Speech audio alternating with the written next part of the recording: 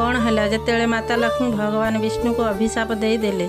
गोटे थर भगवान विष्णु माता लक्ष्मी सुंदर रूप देखि हसुथिले, किंतु माता लक्ष्मी को लागिला भगवान विष्णु तांकर उपहास करुछंती। माता लक्ष्मी को तांकर अपमान होला परि लागिला। सेथिपई से श्रीहरि को अभिशाप देदेले कि आपणक मुंड बेकठारु अलगा होई जिवो। एही अभिशाप कारण गोटे थर भगवान विष्णु हेग्रीव नामक राक्षस सांगरे युद्ध करी थकी गले, जहा फल तांको धनुष साहाय्य विश्राम नेले। किछि समय पर जेतेबेले देवता माने यज्ञर आयोजन करथिले, सेमाने श्री हरि को उठाइबाकू चाहिए, जहा फल विष्णु का मुंड धनुषर सूतार कटिगला। तापर देवता माने आदिशक्ति को प्रार्थना कले। तापर माता कहले श्रीहरि बेकरे घोड़ार मुंड लगाइबा, कारण सेही राक्षस को माता वरदान देइथिले कि तार अंत सेही मनुष्य हाथ में हेबो जार मुंड घोड़ा भली और शरीरर मनुष्य भली। तापर श्रीहरि ग्रीव राक्षसर अंत करदेले एवं एही परि भाबे माता लक्ष्मी अभिशाप पूरण हैला। कमेंट रे जय माता लक्ष्मी अवश्य